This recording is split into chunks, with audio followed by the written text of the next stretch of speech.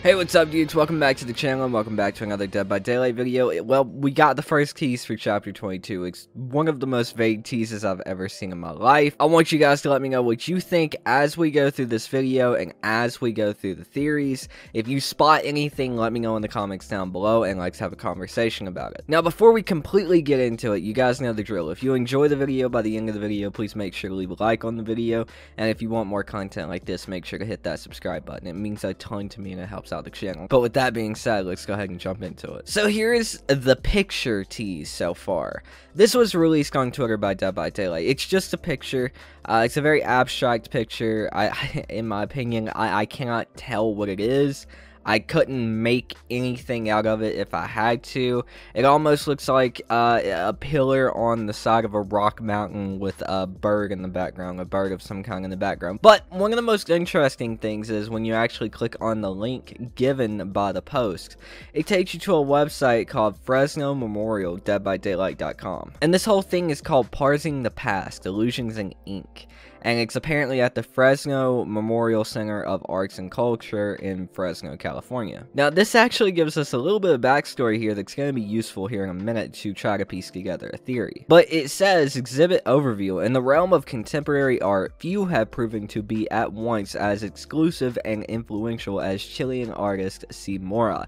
Almost nothing is known about the artist, believed to have sparked the large-scale surrealism movement in South America, making the discovery of the early ink sketches all the more compelling. While lacking a signature, the provenance, motifs, and style of the sketches match the infamous series of anti-establishment murals that appeared in Chile over 40 years ago. Parsing the Past, Illusions in Ink offers an unprecedented glimpse into the early mind and surreal dreamscape of one of South America's most enigmatic and politically oppositional artists. And then it even says in the artist bio, C. Mora was born in Chile, gaining notoriety during the 1970s after a series of surrealist, radically political murals caught the public's eye.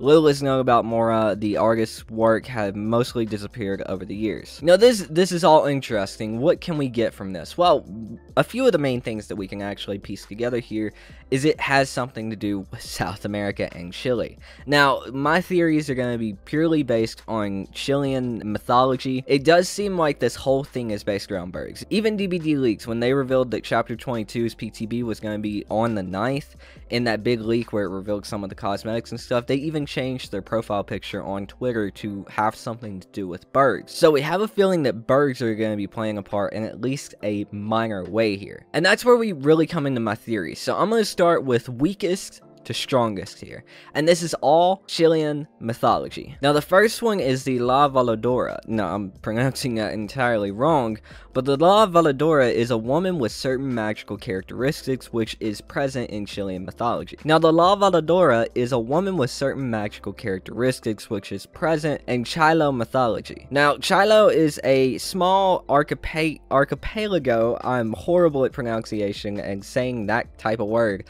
right off the coast of Chile. It's still technically a part of Chile. And in the mythology of Chilo itself, which I'm probably pronouncing that wrong as well, there are certain women used as helpers or messengers which are called the La Valadoras. Now, the interesting thing is that the Valadora actually has a connection to witches. They're not directly involved in witchcraft or anything like that. They're not allowed to participate in it, but they are like helpers to witches and that sort of thing. Now, I do think this is the weakest possibility because it is like a woman bird type thing, but I do think it still is a possibility. Now, the next one is just as interesting to me because it's been theorized upon very recently, and it's something I actually didn't expect.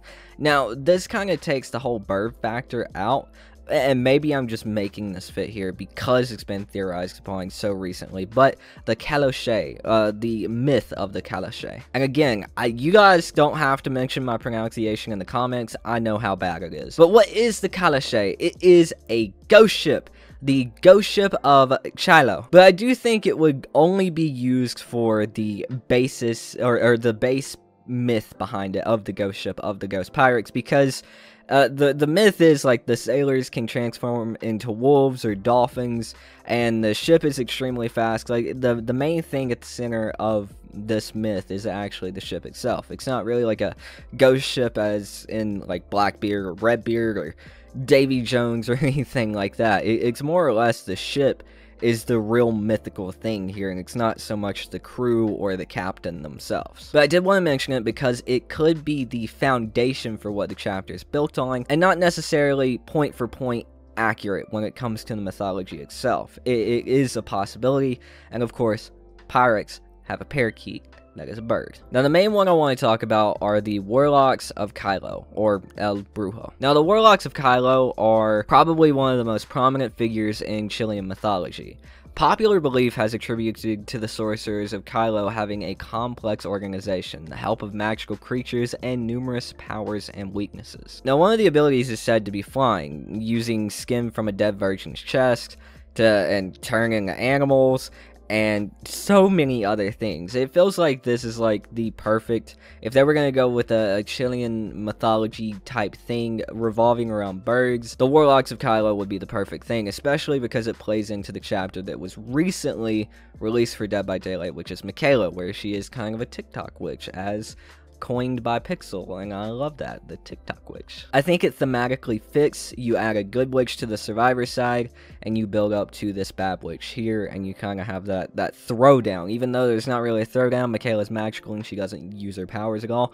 I think it would still be interesting. You have a warlock and a witch. One's good, one's bad. Of course, that is very black and white, but I enjoy the fact that they could be doing that. And I do think if I had to guess, or if I had a gun to my head and was told to pick, I would probably go with the Warlock of Kylo, a Warlock of Kylo being Chapter 22's killer, based on the information that we have so far and the tease that we have so far. But I want you guys to let me know what you think in the comments down below. I'm very interested to hear what you guys have to say. This was a fun one because I actually got to go in deep in mythology and do some research there, like while I was recording the video. It's very, very interesting, and I can't wait to see what they actually do. But again, let me know what you guys think in the comments down below. I'm very interested to hear what you guys have to say.